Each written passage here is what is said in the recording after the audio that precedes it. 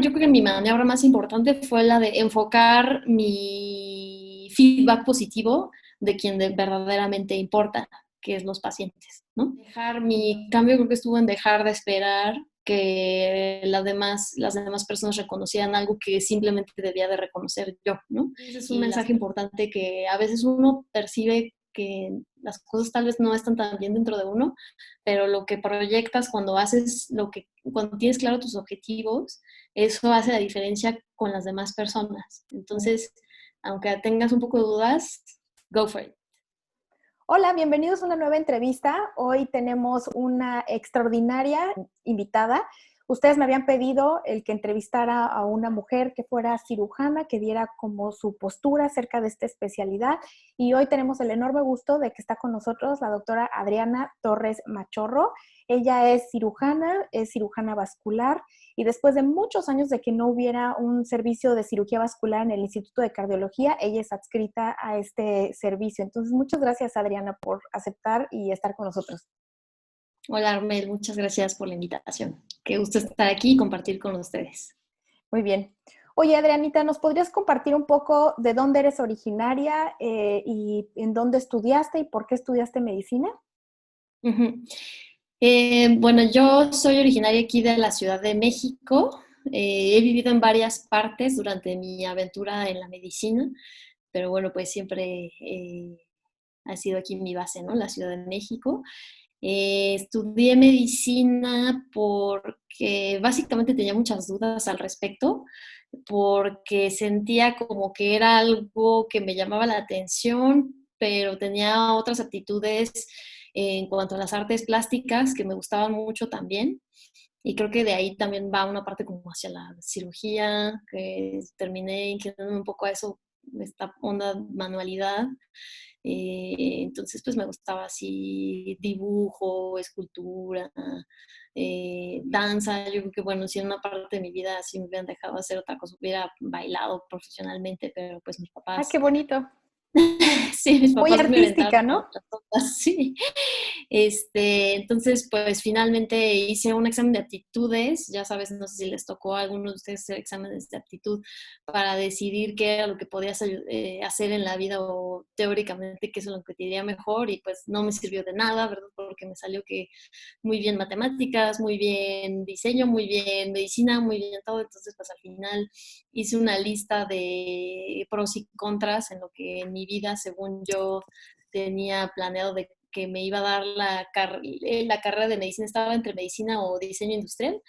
Entonces, en cualquiera de esas dos, pues dije, bueno, pues así los califiqué del 1 al 10 y decidí cuál iba a ser, según yo, objetivamente para mí la mejor carrera para mí, pues resultó medicina. Mucho de esto fue pues porque mi papá es médico. Él es ortopedista y traumatólogo, y entonces pues siempre he tenido como un ambiente médico alrededor mío. Mi mamá es cirujano dentista, entonces como que ha habido muchas ciencias biológicas a mi alrededor. Y algo chistoso es que cuando yo decidí que iba a estudiar medicina, mi papá me dijo así como que, uy, no, pues como que medicina no es mucho para ti. No lo dijo en mala onda, sino porque en mi adolescencia y así pues me encantaba eh, socializar, ¿no? Y la fiesta y como pues mucha onda del baile y en fin, pues porque es como mi vida paralela así, la danza. Entonces pues obviamente pues eso es en las fiestas, ¿no? No había en otro sitio más que ahí. Y ya él consideraba que pues no iba a poder dejar esa parte de mi vida, y pues sí, no la dejé, ¿no? Efectivamente. Pero bueno, pues en vez de que fuera así muchas veces a la semana, pues era como 1 o 2 veces a la semana. Entonces encontré ese equilibrio que al principio mi papá estaba desesperanzado de eso, ¿no? Pero pues al final, pues ya, ahora estamos aquí, ¿no? Muy bien. Oye, ¿y cómo fue tú que encontraste el camino en cirugía? ¿Tú naturalmente tienes como mucha habilidad con las manos? ¿O cómo fue que encontraste este camino? ¿Tuviste alguna mentora o alguna persona que seguiste o que te introdujo a esta área? Ajá, fíjate que eso es algo súper interesante porque no hubo como un mentor realmente en esa parte de la cirugía. O sea, cuando yo decidí que iba a hacer eso, obviamente pasé por todas las etapas de la vida quería ser infecto, quería ser ¿Ah, sí? endocrino. Sí, sí, sí, todo. Imagínate, ya seríamos mis colegas. No te culpo, es bellísima especialidad. Sí, entonces quería hacer eso, así mil cosas. Y cuando yo era estudiante, pues estuve en nutrición en mi tercer año de la carrera, entonces así me encantó, ¿no? De, ay, la superciencia, yo todo quería hacer ciencia. Y incluso, esta anécdota es súper chistosa, conocí al doctor Santillán en ese tiempo. Y imagínate lo que es así la ignorancia del estudiante, ¿no? Así el doctor Santillán me decía, oye, pero pues ¿por qué no quieres estudiar algo quirúrgico, ¿no? Y decía, ay, doctor, pues es que, o sea, la cirugía pues no tiene mucha ciencia, y yo así amo la ciencia. Pero diles quién es el doctor Santillán. Ah, el doctor Santillán es una eminencia, es un cirujano torácico que es una eminencia.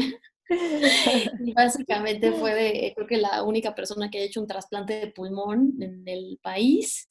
Y bueno, pues él me dijo eso y yo en mis años de ignorancia, pues me atreví a decirle eso, ¿no? Claro que además estábamos en una consulta de cirugía torácica en la cual obviamente se interrogaban cosas que no eran nada más como de técnica quirúrgica, ¿no? Obviamente integrabas muchas cosas clínicas y lo que en ese momento yo calificaba como ciencia. Entonces, bueno, no sabía lo que decía. Bueno, al final decidí estudiar, yo quería hacer cirugía en otro instituto, lo quise estudiar en el IMSS porque, pues como muchas personas, y no sé si te pasó a ti, Armel, que de repente ya llevas tu carrera y en ese tiempo en el que ya tienes que decidir si vas a hacer especialidad y qué especialidad hacer, pues el resto de la sociedad está como en una onda así más de, pues ya formar familia y en fin, como otras cosas más del estereotipo regular de la vida de una persona, ¿no? Como cerrando sus lazos, ya siendo independientes, en fin, y pues tú sigues siendo como un estudiantito, ¿no? Ahí Sí, en la así vida, es. entonces como que esa presión social es intensa y creo que es un poco más intensa en las mujeres y a veces eso hace tomar decisiones que tal vez no son como las que más te satisfacen realmente, ¿no? Y bueno, independientemente de eso, pues ya, incluso yo en ese momento me iba a casar y era una historia así, como es una historia paralela, ¿no? Pero en mi servicio social que lo hice en investigación también en nutrición, ahí conocí a la doctora Alberú, que la doctora Josefina Alberú ya la vieron en unas entrevistas por aquí. Sí. Entonces, a la doctora Alberú, y entonces a ella pues no tengo que presentarla, pero bueno, ella, que es una rockstar de los trasplantes, pues un día en mi servicio social me dijo, oye, pues ¿por qué no vienes conmigo y platicamos? Y dije, ah, sí, doctora, pues yo quiero hacer cirugía vascular en el IMSS, porque aquí en nutrición, pues ya sabe, otra vez, mío, aquí no operan.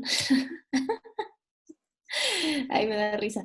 Bueno, y ella me dijo, no, pues yo creo que te convendría, ¿por qué no? Haces aquí cirugía en nutrición, valdría la pena el perfil de investigación y todas esas cosas. Y dije, ay, bueno, voy a hacer esto gracias a que pues, la doctora es una rockstar y hasta se me hace una falta de respeto no hacerlo porque ella, que tiene mil cosas que hacer, se tomó 2 minutos de su vida para hablar.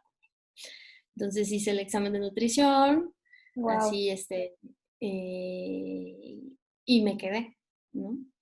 Entonces cuando me quedé, ella me dijo, no, pues ya, Luis, no, doctora, pues es que aquí ya son muchos años y pues yo ya tengo mi vida, ya voy a tener hijos en poco tiempo y no sé qué. Y la doctora, bueno, pues ya las entrevistas no pasa nada. Y dije, bueno, pues las hago. Entonces hice las entrevistas y me quedé también, ¿no? Entonces, en ese inter, pues conocí a otras personas en las cuales así, de panorama que era como así, ¿no? Que no es un panorama malo, sino es un panorama diferente nada más. Este, Conocí a otras personas que decían, no, pues es que aquí nutrición ni siquiera para mí es el top, yo quiero irme a Estados Unidos, o yo quiero tal, o nutrición sí es para mí el top, y entonces como que empecé a abrir mi panorama de opciones, y luego dije, ah, pues mira, estaría padre tal vez nutrición, me quedo aquí, y después me voy a Estados Unidos o a algún otro lado a hacer una sub, y entonces estaría súper cool, ¿no? Y qué es lo que vamos a hacer, ¿no? Y ya, entonces hablé con mi pareja de ese tiempo, a la cual no le gustó el plan y pues claramente pues no estoy casada ni nada, ahorita ahora soy soltera, bueno, tengo una pareja estable, pero pues bueno, esa historia pues se acabó, ¿no? Y yo ya me metí a nutrición, donde claramente pues sí operan, ¿verdad? Y pues bueno, ahora soy cirujana egresada de ahí. Esa es la historia de la cirugía. Ha habido varias cosillas ahí en el camino, pues porque la carrera de la cirugía siempre ha sido como un sector que ha estado dominado por los hombres y al principio pues yo no me daba cuenta de eso porque vivía como en una burbuja de la meritocracia y muchas cosas que pensé que sí existían, que sí deben de existir, pero que a veces pues no siempre ocurre así, ¿no? Ocurren otras cosas que determinan las decisiones a lo largo del camino, ¿no? Más que tu esfuerzo y tu currículum, ¿no? Que bueno, pues eso son cosas que al final, si tú trabajas bien y todo, pues eso prevalece, pero sí es más complicado para una mujer llegar a ese sitio que comparado con un hombre, ¿no? O sea, a mí, yo me di cuenta de que la gente no sabía que yo sabía operar hasta que estaban en algún problema, pues no sé, por ejemplo, 8 años después de estar ahí en el hospital siendo cirujana, ¿no? Es como que ni Wow. siquiera no, no me tomaban en cuenta como alguien que pudiera resolver hasta que yo era la única persona que estaba ahí y resolvía. Entonces, en esos casos, sí, para mí fue como un choque en esos momentos porque yo dije, bueno, pero ¿por qué piensan que no quiero acceder a un puesto importante o que no quiero o que no sé resolver, ¿no? O sea, ¿por qué piensan eso? Uno, nunca me han preguntado y dos, pues, o sea, como porque yo no querría las mismas cosas que mis compañeros quieren, ¿no? Entonces, eso creo que es algo que sí es muy frecuente, ¿no? En el ámbito quirúrgico. Uh-huh. ¿Y tú qué le dirías como basado en tu propia experiencia? Obviamente tú vas a contar solamente tu historia, ¿no? De Uh-huh. doctoras que nos estén viendo, que estarían interesadas pues en esta área de cirugía que sí característicamente pues es de hombres, ¿no? Y que aún Uh-huh. así en hospitales muy buenos en México, la gran mayoría de los jefes de servicio o servicios de cirugía completos son puros hombres. ¿Tú Pues, qué visión tendrías para las interesadas en esta área? bueno, pues uno, no va a estar fácil, ¿no? No va a estar fácil el camino, pero no es imposible, ¿no? ¿Por qué pienso que no está tan fácil? Porque hay pocas ejemplos tangibles durante tu estancia en cualquier servicio, ¿no? Si de entrada, pues casi todos son puros hombres. Y es difícil, o sea, como esta etapa del mentoring, ¿no? O sea, que haya alguien que te esté así como orientando a que sí, que no, por dónde, no, tampoco hay mucho, ¿no? A mí no me tocó como alguien, o sea, sí tengo, mis maestros me enseñan a operar y eso estoy infinitamente agradecida porque pues yo soy un mosaico de cada uno de ellos, pero no hay como un, ya sabes, te conviene hacer esto, o entre esta cosa y esta cosa yo decidiría hacer esto como de desarrollo profesional. Tal vez como en la parte manual o no sé, la parte como técnica, ahí sí no me siento en desventaja. Yo, ¿no? Porque tengo otras compañeras que sí, pues incluso que así de acoso sexual extremo, ¿no? Que les pedían pues ceder, ¿no? A ciertas actividades corporales, ¿no? Por ser sutil, para dejarlas operar, ¿no? Qué barbaridad. Entonces, pues eso, o sea, incluso en esta época, pues son cosas que pasan. Esta chica que tuvo esta experiencia, pues ella de plano renunció, ¿no? Renunció a cirugía. Creo que con mis colegas cirujanas que he platicado, pues una buena parte, pues sí han tenido alguna experiencia, siempre hay como micromachismos en todos lados y que a veces uno también participa de ellos por costumbrismo, ¿no? Y que después te das cuenta, ¿no? De cómo se fomentan cosas que no se deberían de fomentar, ¿no? Como simplemente como cositas de, ay, pues es que ya está como nena, ¿no? Ujú. Como porque como nena, ¿no? Si, o sea, ¿no? Ujú. Además tú estando ahí, ¿no? Presente. Entonces sí, esas cosas son cosas que al principio son difíciles de equilibrar y porque estás metido en un ambiente en el que obviamente te quieres integrar, ¿no? Para que te hagan partícipe de las cosas que quieres aprender. Y a veces lo haces de forma inconsciente, ¿no? Participas en eso, aunque creo que ha estado cambiando rápidamente en estos últimos años. No tan rápido como yo quisiera, ¿no? Ya, el mundo ideal, pero pues se habla, ¿no? Abiertamente de esas cosas, siendo que cuando yo empecé la residencia, pues creo que jamás así había escuchado Sí. que fue hace 9 años ya casi, jamás había escuchado que alguien dijera en un tema así de equidad de género en un congreso internacional de cirugía general, así. Sí, no. Y ahora esas cosas sí acontecen, ¿no? Y Entonces es que es algo además que... es algo característico ver los paneles en las conferencias y en las reuniones que tienen ustedes de cirugía. Qué impresión, o sea, en su gran mayoría son hombres siempre, ¿no? Eh, Ujú. y, por ejemplo, lo que ha pasado con otras especialidades es que poco a poco ha ido aumentando el pool de mujeres, ¿no? Un caso claro es medicina interna, ¿no? Que pues a través de los años ya está muy balanceado y en algunos lados incluso un poco más de tendencia de mujeres hacia hombres. ¿Cómo es cirugía en México? ¿Cómo es el balance? Sí, depende de la especialidad. O sea, si por ejemplo te vas a urología, creo que es como 1 a 40, ¿no? Sí, O sí. sea, es muy poquito.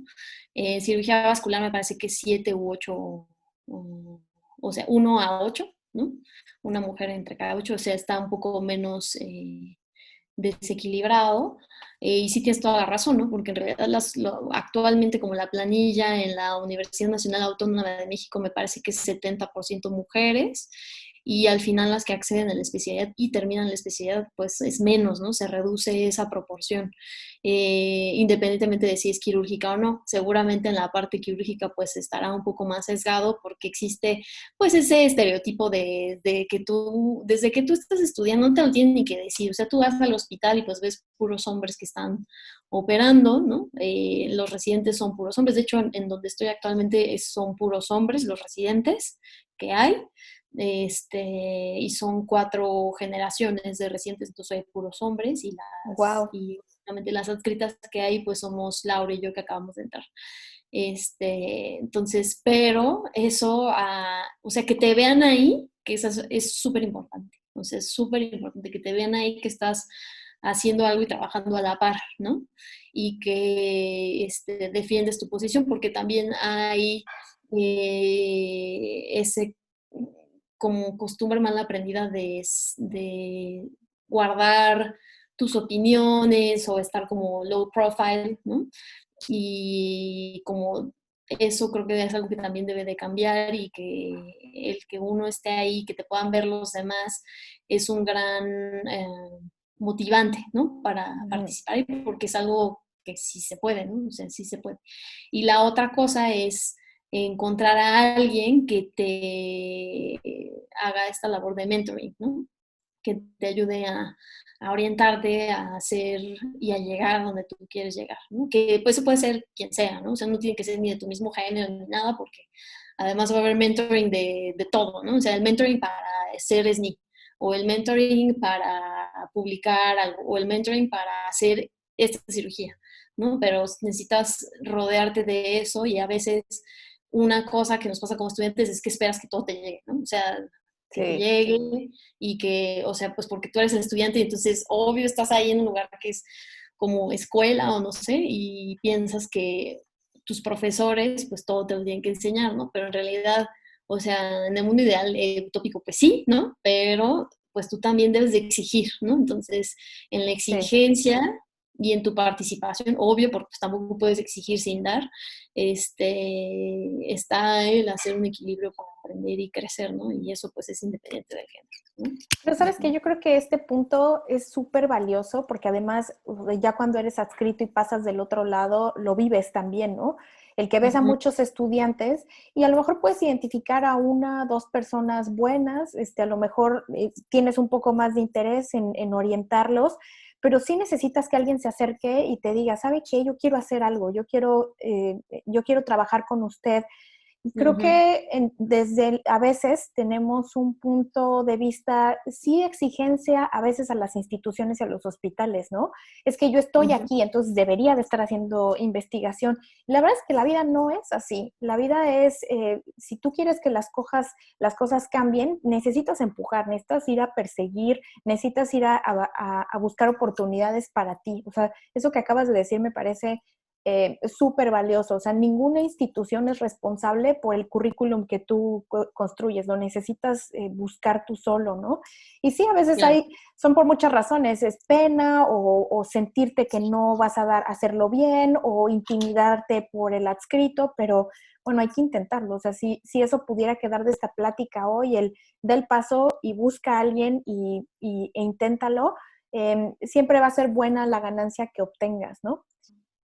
De hecho, justo con respecto a eso, o sea, a mí, por ejemplo, me pasó muchas veces que, bueno, que tenía como un poco de autosabotaje, ¿sabes? Porque uno espera, o sea, la forma en la que se reconoce la labor de una cirujana es distinta a la forma en la que se reconoce la labor de un cirujano. O sea, por Ujú. ejemplo, yo con mis mismos compañeros estaba, no sé, hacía una cirugía de aorta, ¿no? Por ejemplo. Entonces, no, pues que, o un desgarro de una vena renal de la cava, ¿no? Entonces, lo controlas y todo, ¿no? Se arregla el problema y después de la cirugía, yo sí notaba como esas diferencias, ¿no? De, bueno, estuvo padre la cirugía, era como el feedback de, bueno, estuvo padre de tus compañeros. Y si por ejemplo era un compañero hombre el que hacía alguna cirugía, era, no, pues es que él es increíble, él es un... ¿Puedo decir groserías? Si Bueno, pues quieres. decían, era lo mejor, pero en grosería, ¿no? Entonces, era así como ese tipo de, o sea, en realidad uno el feedback era como quirúrgico y el otro era feedback de la persona, ¿no? Entonces, como que ese tipo de reconocimiento positivo no, entonces no puedes esperar como eso, ¿no? Creo que eso es una cuestión cultural, ¿no? Eso especialmente aquí, ¿no? En nuestro país, porque en Francia, porque, bueno, estuve 2 años en Francia, ahí es distinto, o sea, el reconocimiento sí es personal, ¿no? O sea, si me decían, oye, es que súper bien tú, ¿no? O sea, Ujú. no la técnica, sino tú, ¿no? Y sí noté esa diferencia cultural, ¿no?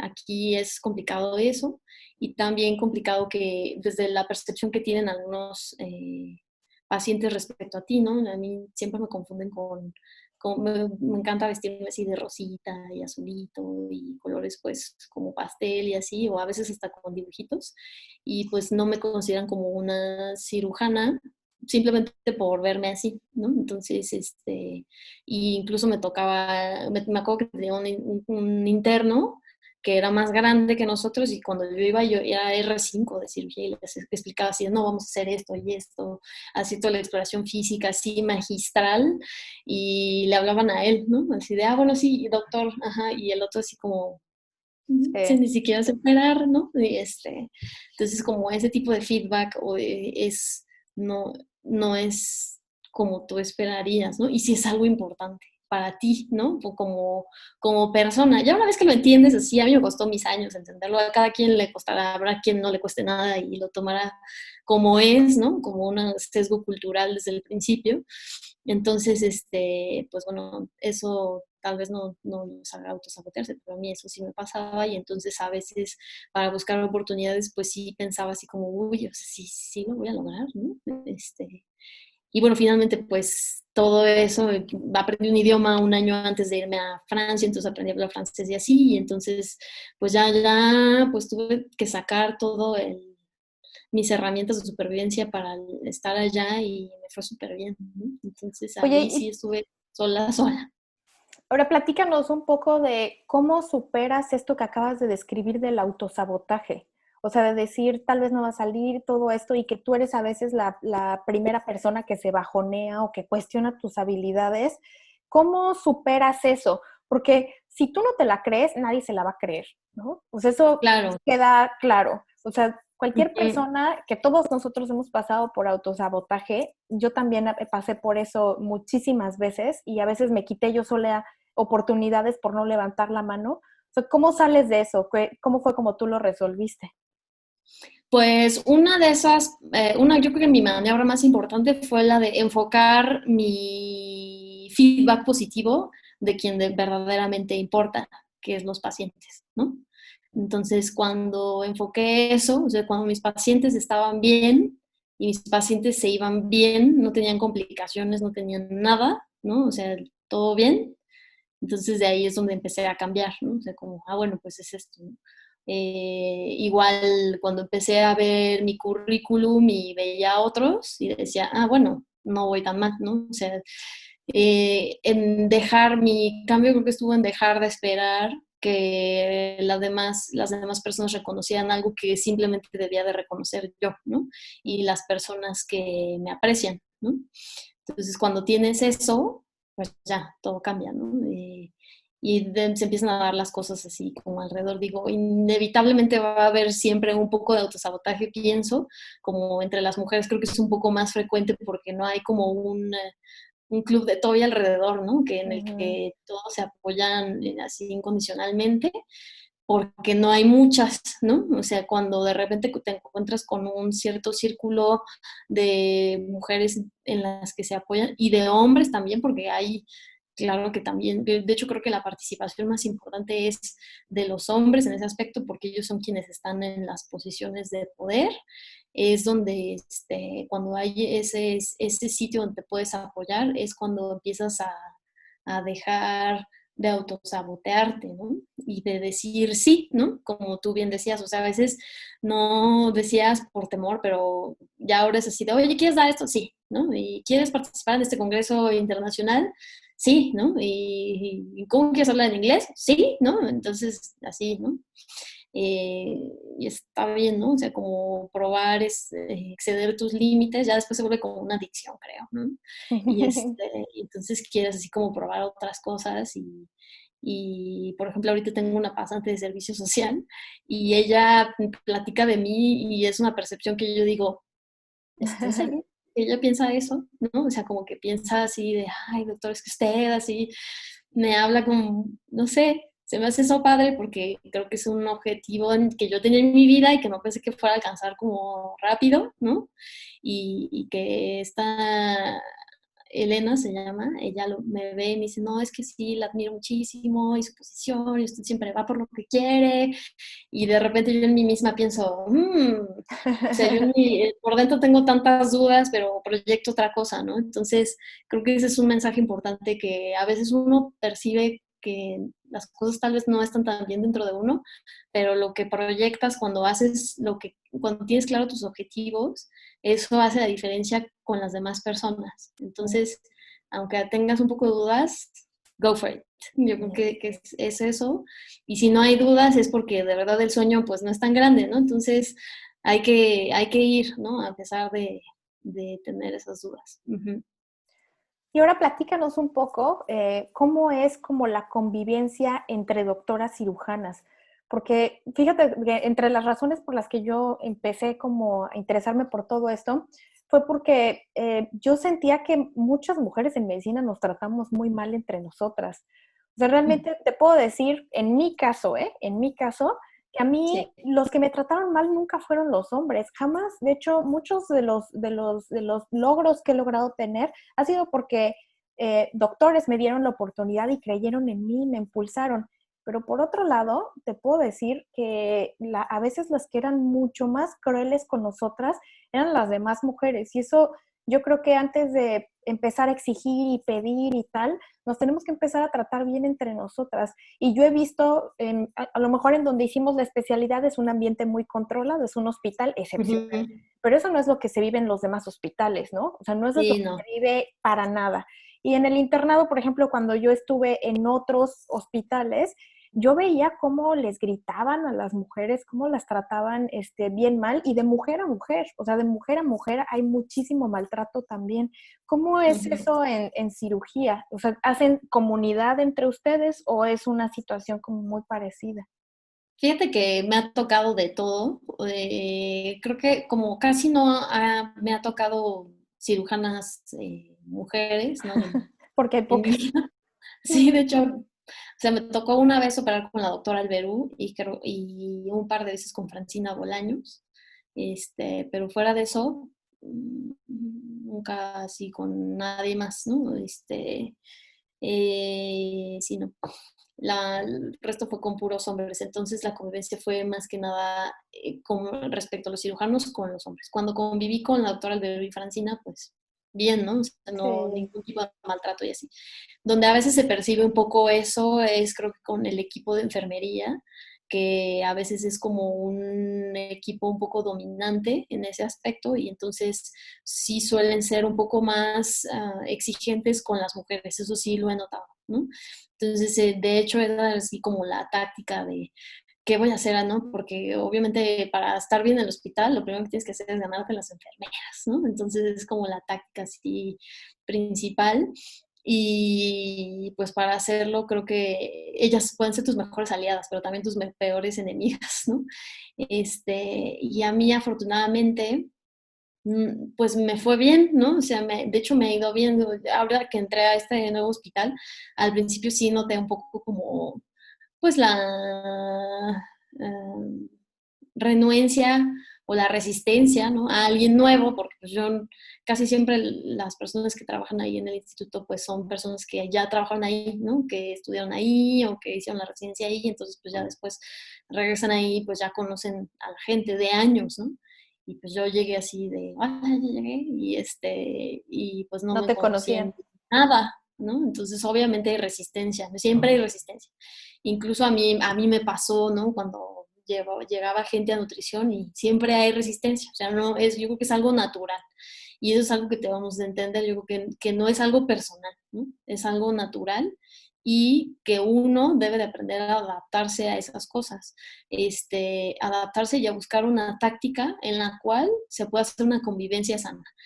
En casi todos los casos se puede, a veces no. Y entonces cuando no se puede, hay que evitar el conflicto, ¿no? Hay que evitar el conflicto, porque no es sano, ¿no? Para nadie. Pero si se puede conciliar, entonces, y sobre todo con las enfermeras, que es como el ambiente que se puede favorecer como algo positivo, está súper bien. Hay de todo, o sea, hay enfermeras que te super apoyan y están así incondicionales contigo, pues porque entienden tu labor, tu capacidad, tu entrega, ¿no? Y eso es algo que convive con sus valores. Pero cuando los valores son disímbolos, entonces a veces es complicado y es una estrategia que también, con la que tienes que vivir, ¿no? Porque eso va a estar en todos lados, ¿no? No nada más en los hospitales que no son los tuyos, ¿no? Sino en todos lados. Y eso es una estrategia de supervivencia. Ahora, no me tocó como tal, o sea, por lo que te digo, ¿no? Como no había prácticamente cirujanos, como un círculo de cheer up, todo el mundo, ni de agresión, ¿no? Porque pues no existía eso, pero bueno, sí, sí existe, ¿no? Uh-huh. Adrianita, ¿sabes qué te quería preguntar? Una vez escuché de la voz de un cirujano que dijo, es que las mujeres que quieren ser madres no deberían de ser cirujanas. Y le dije, ¿por qué? Y me dijo, porque cirugía dura muchos años, dura 4 años, en nuestro hospital dura 5 años, más la especialidad, y pues básicamente te consumes todos tus años fértiles, por decirlo así, o la gran mayoría. Y me dijo, y la verdad es que es tan extenuante la residencia o tantas cirugías, tanto estar de pie, tanto esfuerzo físico, que sería muy difícil que una mujer pudiera hacer la residencia o pudiera trabajar embarazada. ¿Tú, qué opina tu gente y tu gremio de eso? Bueno, creo que no está peleado, ¿no? Ser mamá y estar en la residencia. Creo que una de las posiciones que he visto así es porque pues hay algo de ausentismo y en fin, entonces, pero pues es que eso es algo que no está normado y que debería de estar normado por ley, ¿no? Porque pues somos trabajadores, ¿no? Y deberíamos de estar protegidos por los mismos derechos que cualquier otro trabajador que se encuentra con un embarazo, ¿no? La residencia parece que a veces es algo excepcional que no tiene límites, pero creo que es algo que debería de estar normado, ¿no? Entonces, eso, sobre todo para facilitar ciertas situaciones en las que, como cualquier embarazo, independientemente de tu profesión, pues puedes tener en los primeros 3 meses ciertos riesgos, ¿no? Ujú. Entonces, creo que eso es algo que no está peleado. Eh, Simplemente es cuestión de tener también un contexto de apoyo en el cual las labores se puedan equilibrar y entonces no esté todo cargado hacia la madre, ¿no? Entonces, cuando tienes una pareja que logra eso, creo que no hay ninguna situación que sea problemática. Ahora, fuera de las cosas fisiológicas que pueden pasar en cualquier embarazo, ¿no? Este, Laboralmente pienso que es algo que no debería de estar peleado, ¿no? Incluso los padres, ¿no? Porque no es algo, o sea, tener un hijo pues no es exclusivo nada más de las madres, ¿no? Es una participación compartida entre los hombres y las mujeres, incluso los padres que son padres durante la residencia deberían de exigir un tiempo, ¿no? De paternidad para que pues esta situación se vuelva algo equilibrado, ¿no? Ahora pensar que por esta cuestión de tener un hijo, pues no vas a poder hacer lo demás, creo que es algo un poco minimalista, ¿no? Y que no debería de ser un determinante para tomar una decisión. Y para todo hay tiempo, ¿no? O sea, habrá quien no quiere tener hijos, habrá quien sí, habrá quien no quiera tener durante la residencia, habrá quien no quiera después, pero pues eso lo determina el ritmo de cada quien, ¿no? Y no debe de ser un requisito o un motivo de exclusión para tomar decisiones a futuro, pienso. Oye, Adrianita, ¿y si nos pudieras compartir alguna dificultad que hubieras tenido durante tu residencia en cirugía y nos pudieras compartir cómo fue que la resolviste? Ujú. Pues mira, yo creo que una cosa importante es como cómo arreglar tu equilibrio entre las labores que tienes que hacer y tu periodo menstrual. Creo que a mí al principio sí tenía muchas dificultades porque de repente estabas en cirugías por horas, ¿no? Y entonces ya sentías así el bajón, ¿no? Y entonces era complicado, sí, era complicado de verdad lidiar con eso, ¿no? O sea, y tengo compañeras igual, yo creo que estos son como los temas que nunca se tocan, ¿no? Pero tenía compañeras que igual me decían así como, es que a veces, o sea, era así incontrolable, ¿no? Incontrolable y pues todo el mundo tiene accidentes y en fin, entonces a mí me funcionó mucho utilizar un dispositivo intrauterino y con eso me olvidé así de todos los problemas, ¿no? Digo, esa es como una de fue una recomendación que me hicieron a mí, ¿no? Y que la tomé y después de eso sí fue como que conocí el cielo de olvidarse de ese tipo de estrés, ¿no? Pues porque quieras o no, pues sí influye en tu desempeño, ¿no? Sí. Y además también, o sea, te hace, o sea, la residencia te hace descuidarte, ¿no? En muchas cosas, en tu nutrición, en tu sueño, en mil cosas y también que tuvieras además eso, ¿no? Pues es como complicado, ¿no? Ujú. Ya después de eso, pues fue todo felicidad, ¿no? Pero pues hay quienes se adaptan, quienes no, quienes toman hormonas, quienes no, quienes Pero se ¿sabes ponen qué? sus dispositivos Efectivamente, creo que cutáneos. esto es algo de lo que nadie habla y la verdad es que Ujú. sí es cierto. Yo, por ejemplo, hice una rotación en el internado en cirugía cardiotorácica. Esas cirugías duran 8 horas, 8, 9 horas, 10 horas una vez duró una, hasta nos cambiaron los campos y todo. Y sí es cierto, o sea, estás en tu periodo menstrual y no es como si te pudieras salir. Pocas cirugías o no muchas cirugías duran menos de 4 horas y estás ahí sufriendo. Nunca había pensado en eso, tienes razón. Sí, y la verdad es que créeme que es así una situación a veces un poco complicada para las mujeres y es un tema de que así que yo creo que podemos hacer como un chat de eso, porque sí es algo así súper importante y bueno, pues en fin, son cosas que pasan, ¿no? Y que sí se tiene que lidiar con eso. Algunas otras cosas que hay, como por ejemplo, que puedes lidiar, es de las cuestiones de hambre, ¿no? O de deshidratación.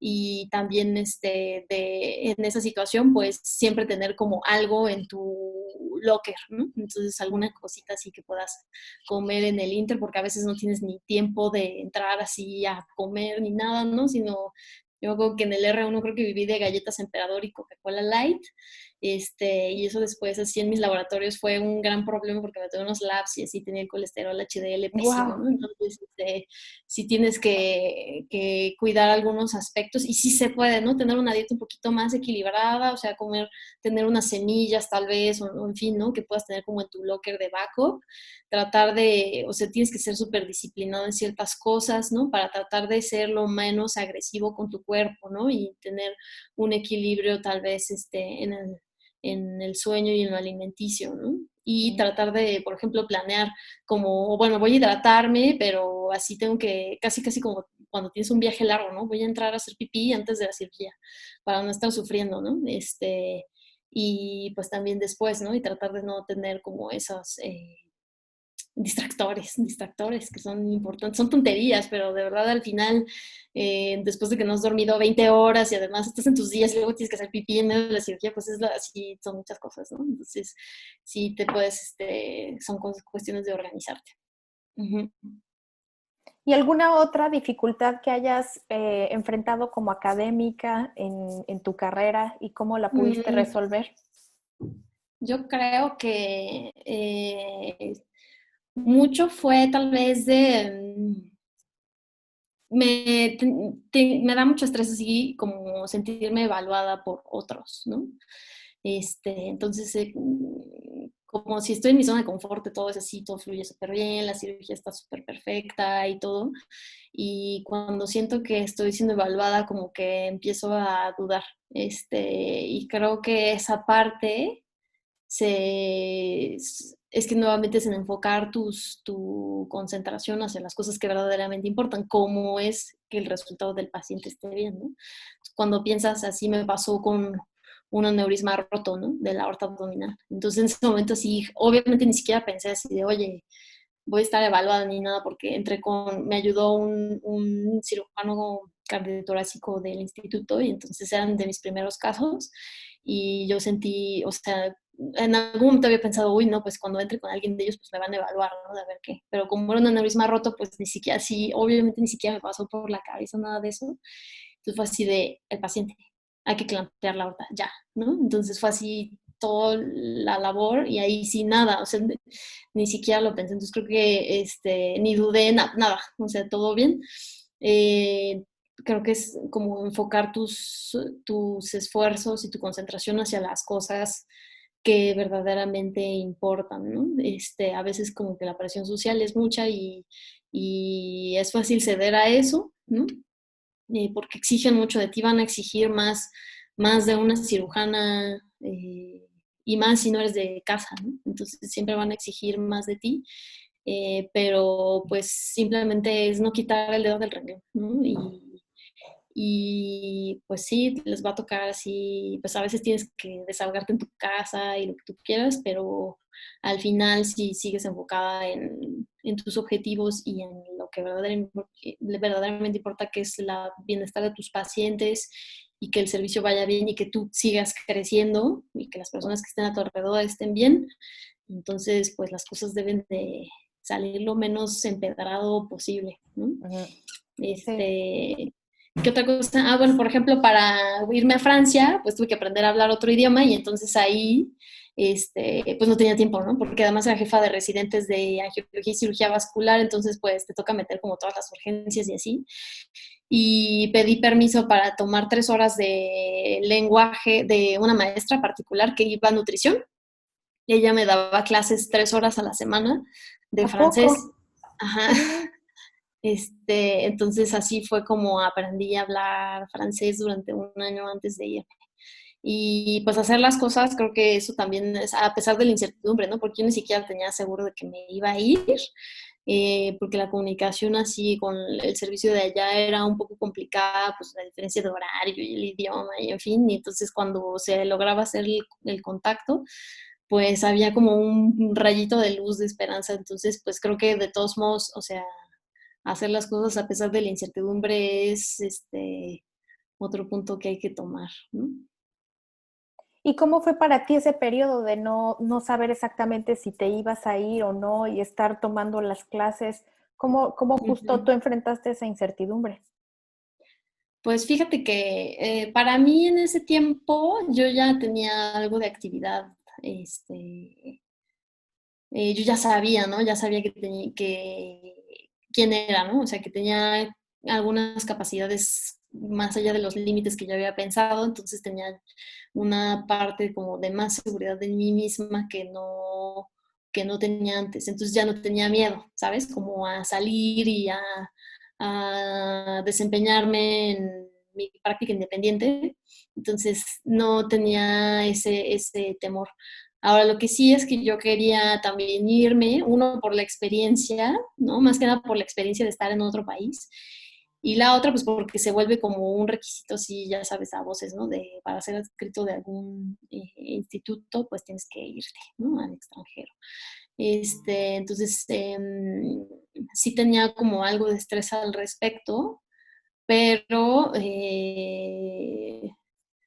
pues no, eso no como, no me quitó mis ánimos de seguir adelante porque pues yo tenía un backup, ¿no? Entonces creo que esa es otra cosa que hay que tener siempre como un plan B, ¿no? O sea, como dicen, no meter todos los huevos a la misma canasta, ¿no? O sea, tienes Ujú. que diversificar y tener otros planes a los cuales puedas dirigirte si tu plan A no sale, ¿no? Porque además Sí. el hecho de que el plan A no salga no significa que tú no seas buena para el plan A, ¿no? O sea, tal vez el plan A no es para ti, ¿no? O no sé, ¿no? Simplemente eso no determina nada de ti, ¿no? Ujú. Entonces siempre tener como un plan B, C, D, los que tengas que tener, para seguir adelante, ¿no? Y que se vayan esos adaptando a tu crecimiento y a lo que tú quieres, ¿no? O sea, a mí me interesaba tener muchas experiencias allá, pues, de viajar, de estar en otra cultura, y en fin, y como el reto de irte, jamás pensé cuando me fui, dije, ay, pues te vas y ya, ¿no? Todo es felicidad. Pues no, así creo que fue de las peores etapas de mi vida cuando me fui allá, pero bueno, porque es una etapa de adaptación así, otro nivel, o sea, requiere te exige todo lo que tienes. Pues tú me lo puedes decir, ¿no? O sea, tocas fondo porque estás así en la soledad extrema, ¿no? Ujú. Pero bueno, pues ya después sí estás como pez en el agua otra vez, Ujú.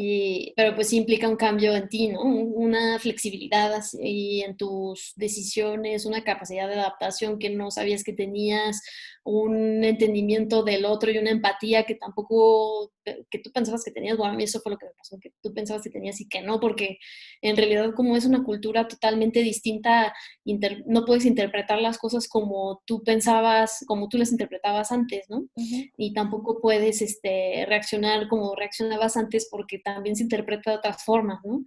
Así Entonces es, entender sí. todo eso es así como una transformación intensa. Pero pues ya después así creo que es da muchísima madurez y también te deja relajarte y vivir la vida tranquila, ¿no? No Ujú. sé. Sí, así es. Oye, Arenita, pues muchas gracias por toda esta plática, por compartirnos un poco de ti y por tu honestidad y tu gran apertura con todos tus consejos. Si pudieras compartirnos como un último consejo a todas las doctoras y doctores que nos están viendo, que a lo mejor están interesados en una carrera quirúrgica o incluso no, incluso si están viviendo un proceso difícil ahorita en su periodo de entrenamiento. Ujú. Pues yo lo que me gustaría decirles es que la medicina es un camino difícil, ¿no? O sea, ya estamos ahí, ¿no? Estamos ahí y nos encanta, se vuelve una adicción y todo, pero no es perfecta, ¿no? Entonces tiene muchas trabas en el camino que no son imposibles de flanquear, pero a veces sí parece que es así. Entonces, cuando lleguen a esos momentos, volteen a ver a su alrededor y pidan ayuda. Siempre va a haber alguien que los va a ayudar. Entonces, volteen a ver a su alrededor y pidan ayuda. Les va orientación o simplemente que te echen porras. Y con eso van a poder seguir adelante.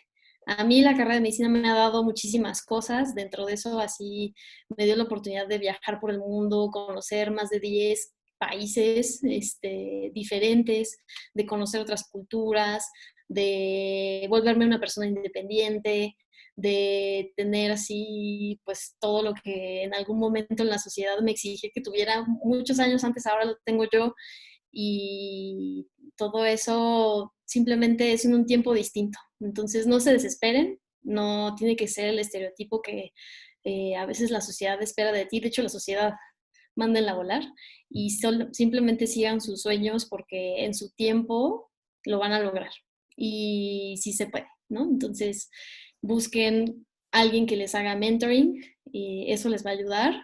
Si hay, no tiene que ser de su hospital, no tiene que ser de su género, no tiene que ser, o sea, sí hay, simplemente búsquenlo. Y cuando encuentren a esa persona que les va a hacer mentoring, y esas, porque pues no, hay de todo, ¿no? Entonces puede ser una o varias, aprovechenlo al máximo y después ustedes regresen el favor siendo mentores también. Así es. Ese es el mejor consejo que puedes dar. Pues muchas gracias, Adrianita, por esta plática y por tu tiempo y por este excelente consejo. Muchas gracias de verdad por estar con nosotros. Gracias por la invitación. Nos vemos. Bye, Bye. cuídense. Bye. Bye.